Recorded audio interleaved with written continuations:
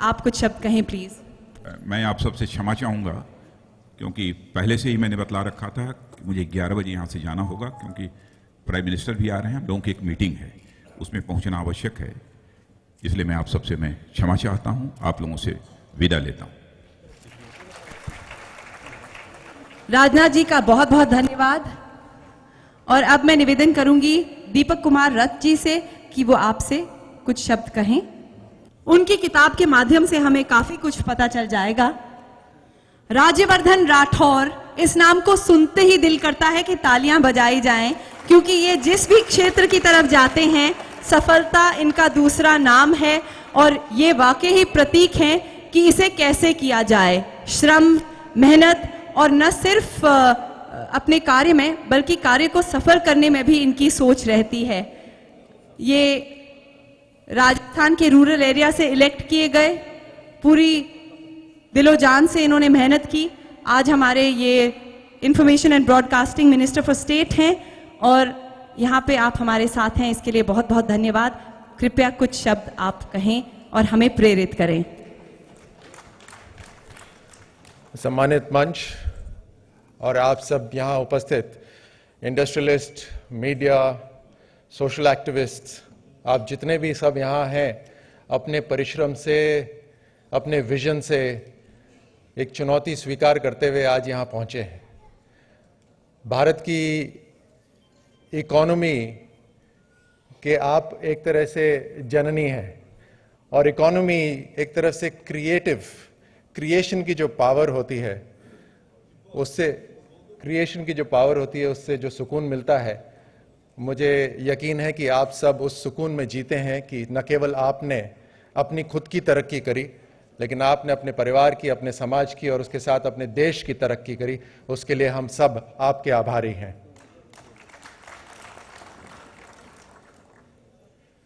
प्रधानमंत्री जी ने जो मेक इन इंडिया का आह्वान करा था 15 अगस्त की स्पीच में, एक बहुत बड़ा कदम था। भारत के प्रधानमंत्री अक्सर विदेश जाते हैं, लेकिन कम से कम भारत के नागरिक होने के नाते पहली बार मैंने देखा है कि भारत का प्रधानमंत्री भारत के युवाओं के लिए, भारत की इंडस्ट्रीज के लिए एक सेल्समैन की तरह वहां जाकर जिस तरह से ये काम कर रहे हैं, ऐसा मैंने किसी प्रधानमंत्री को आज तक नहीं देखा। और ये भावना एक प्रधानमंत्री में तभी आ सकती है जब वो उसका देश के साथ जबरदस्त लगाव हो, वो चाहता हो कि देश का हर युवा, हर इंडस्ट्री आगे बढ़े। ये तभी संभव है। जिस तरह से अक्सर भारत को ये माना जाता है रेड टेपिज्म से घिरा हुआ, आपसे ज्यादा कौन जानता है इस बात को कि किस तरह से लाइसेंस राज में आप लोगों ने जो कदम यहां तक बढ़ाए वो कितनी मुश्किल से बढ़ाए होंगे। उसको सरल करना बहुत अहम है, बहुत जरूरी है। और मुझे लगता है कि भारत के प्रधानमंत्री के दिमाग में, मस्तिष्क में एक ही बात रहती होगी कि अगर भारत के हित में है तो उसको स्वीकार करा जाए, अगर भारत के हित में है तो उसको एक्सेप्टेंस दी जाए, उसके लिए भारत के द्वार खोले जाएं। I think that is a very big step. मुझे याद है एक तरह से सबक ही था मेरे लिए जब मैं सेना में था और यूएस आर्मी टीम के साथ मैं खेलने जा रहा था, तो लास्ट मोमेंट पे ये पता चला कि साहब कोई क्लियरेंस नहीं है। और आप जानते ही हैं कि जिस तरह से बिजनेसेस के अंदर क्लियरेंसेस की जरूरत होती है, उस तरह से सेना के अंदर तो और भी जबरदस्त रूप से क्लियरेंसेस की जरूरत पड़ती है। और उस समय मैं एक टेलीफोन कॉन्वर्सेशन पे था, कॉन्फ्रेंस कॉल थी जिसमें यूएस के कुछ अधिकारी थे और साथ में उनके जनरल को एक लाइन में लिया गया और ये चर्चा चल रही थी कि भारत का एक कर्नल आ रहा है यहाँ पर, जो एक ट्रेनिंग सेंटर है, क्या उसको इजाजत दी जाए या नहीं। और उनका सिर्फ एक सवाल था उसके अंदर कि क्या वो देश के हित में है। और यही बहुत बड़ा सबक था मेरे लिए कि कितना लंबा चौड़ा जो प्रोसीजर है उसको सरल करा जा सकता है सिर्फ एक सेंस से, एक इमोशन से, एक भावना से कि क्या वो देश के लिए, देश के हित में है या नहीं। आप सबका मैं धन्यवाद करूंगा। मेरा मकसद नहीं था यहाँ आके बोलने का, लेकिन आप सबसे मिलकर बहुत अच्छा लगा। आप सब अचीवर्स हैं अपनी फील्ड के अंदर और जिस तरह से मैं अपने जीवन में मानता हूं कि ये जरूरी नहीं है कि आप कहां पहुंचे, ये जरूरी है कि आप कहां से कहां तक पहुंचे, आपने अपने साथ कितनों को साथ में। बहुत बहुत धन्यवाद। कहां से कहां तक पहुंच गए, डबल ट्रैप शूट करते करते सेना को आगे बढ़ाते बढ़ाते अब अपने देश को एक पॉलिटिशियन के माध्यम से आगे बढ़ा रहे हैं मंत्री बनकर। मैं निवेदन करती हूं धर्म जी से कि इस मौके को वो यादगार बनाएं और राज्यवर्धन राठौर जी को एक टोकन गिफ्ट दें।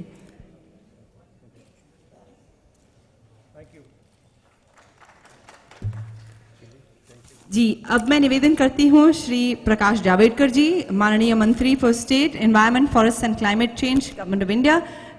आप तो जानते ही हैं इनके बारे में, इन्हें ज्यादा शब्द पसंद नहीं है, इन्हें काम करना पसंद है, तो मैं कुछ न कहते हुए इन्हें माइक देती हूँ और इनके कहने के बाद और कहूंगी। आप सबसे निवेदन है कृपया बैठ जाइए, फोटोग्राफ्स आप तक पहुंचा दी जाएंगी। सम्माननीय मंच और उपस्थित सभी भाइयों एवं बहनों, मुझे बड़ी खुशी है कि दीपक रथ ने एक शानदार कार्यक्रम आज आयोजित किया मेक इन इंडिया के लिए।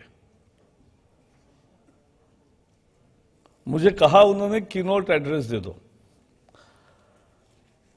लेकिन कीनोट एड्रेस तो सचमुच में राजनाथ जी ने दे दिया। आपकी तालियां मैं ये समझू कि मैं जो बोल रहा हूं वो सही है या अभी आपको बोलने की जरूरत नहीं है? बात कही वो भी सही है, लेकिन थोड़ा आया हूं तो कह के भी जाऊंगा।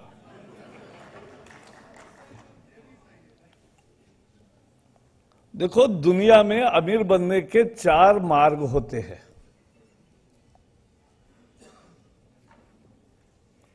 दुनिया के अलग अलग देशों ने उसके प्रयोग किए हैं। पहला यूरोप ने किया, जहां कॉलोनीज बिठाई, देशों को कब्जा किया। इंग्लैंड कॉमनवेल्थ में लगभग 70 देशों में राज कर रही थी। Spain, Dutch, Portuguese, Latin America, African देशों में फ्रेंच लोग गए। कॉलोनियों को सदियों से लूटा उन्होंने, लूटकर अपने भंडार भरे। अमीर होने का ये एक रास्ता है। सऊदी अरब और बाकी जो मिडिल ईस्ट कंट्री जिन्हें बोलते हैं, मध्य पूर्व के देश, उनके पास अपार प्राकृतिक संपदा है, तेल है।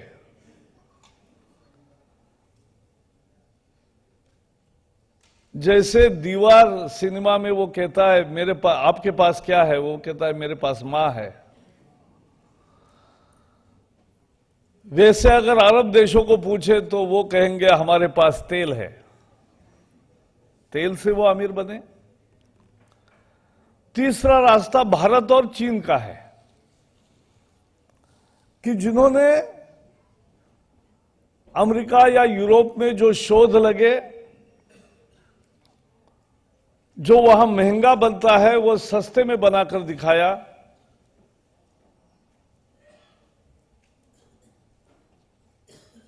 और इसे एडेप्टेशन कहेंगे। जो पेटेंट नहीं है ऐसे प्रोडक्ट्स बनाने में महारत हासिल की और वो पिछले 30 साल में अमीर होने के रास्ते पर चले। लेकिन ये तीनों रास्ते बहुत अच्छे नहीं है, लंबे समय चलने वाले नहीं है। क्रूड ऑयल के दाम $120 से $60 हो गए तो रूस की अर्थव्यवस्था आज दिक्कत में आ गई है। और इसलिए सही रास्ता है इनोवेशन का, शोध का। जो देश शोध करते हैं वो देश सही में अमीर होते हैं, सदा के लिए अमीर होते हैं।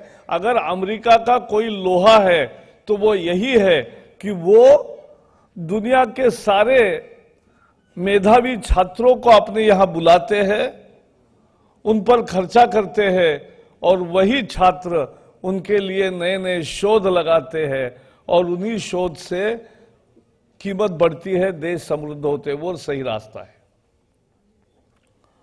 मोबाइल तो अपने सबके पास है, इसका मटेरियल कॉस्ट देखोगे तो 1000 रुपए भी नहीं होगा, लेकिन 1000 रुपए के 10,000 रुपए कैसे होते हैं?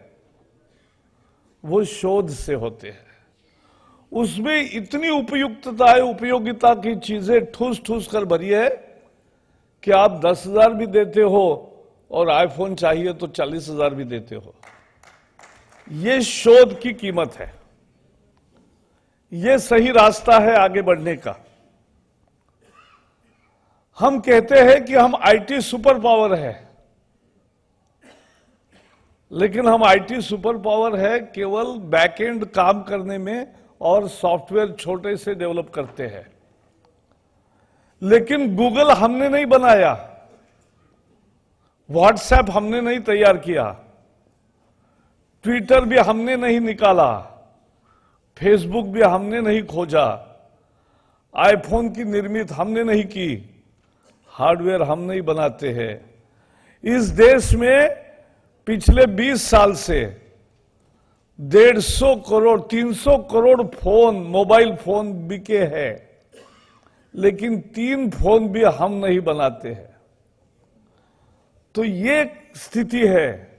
जब तक हम शोध नहीं करेंगे, जब तक नए प्रोडक्ट्स नहीं खोजेंगे, तब तक मेक इन इंडिया नहीं होगा, तब तक हम अमीर नहीं होंगे। और इसलिए अपने देश के प्रधानमंत्री जब कहते हैं मेक इन इंडिया, वो आगे कहते हैं आओ शोध करो, come innovate, make in India and then sell with proud as made in India. That is what Narendra Modi said. और इसलिए मैं मानता हूं मेक इन इंडिया तब सफल होगा, शोध तभी लगेंगे जब हमारी शिक्षा पद्धति से हम आमूलचूल परिवर्तन करेंगे।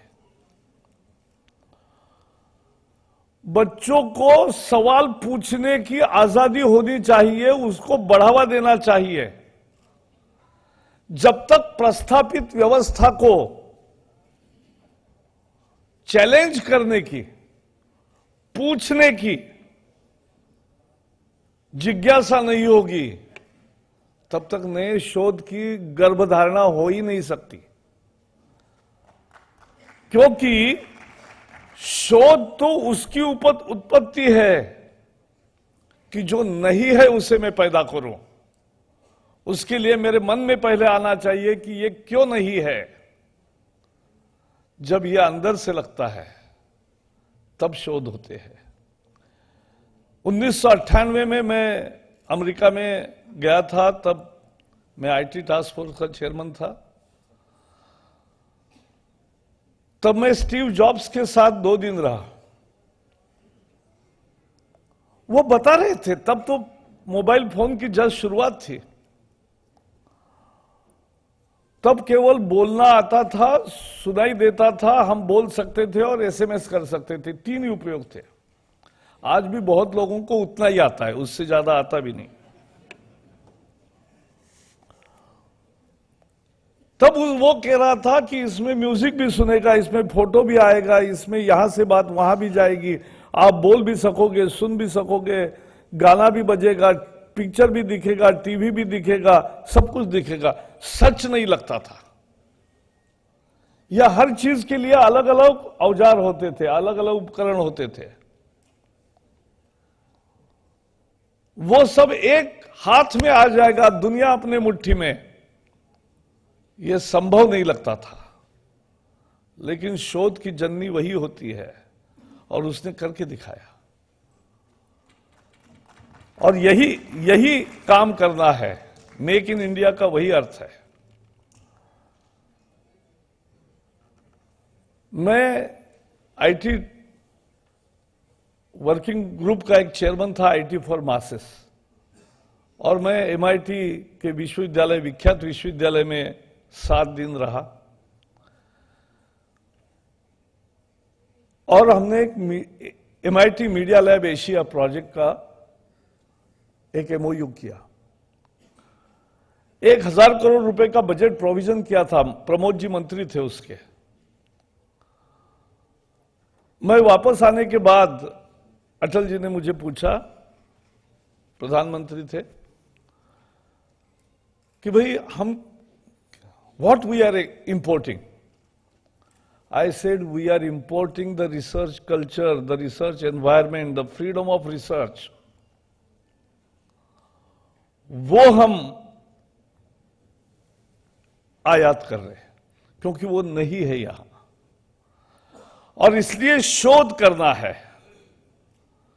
बच्चों की उत्सुकता को जगाना है, प्रश्न पूछने की आजादी देनी है। शोध के लिए तैयारी करने वाले जो बच्चे होते हैं मेधावी, उनकी जो भी तैयारी है, प्रयोग करना है, उसका अवसर होना चाहिए, उसकी सुविधा मिलनी चाहिए, और एक एनेबलिंग एनवायरनमेंट है वो करना चाहिए, तब जाके शोध लगेंगे। यहां जितने मैन्युफैक्चरर्स बैठे, जिनका अभी राजनाथ जी के हाथों सम्मान हुआ, हर एक ने कुछ न कुछ एक पहल की है।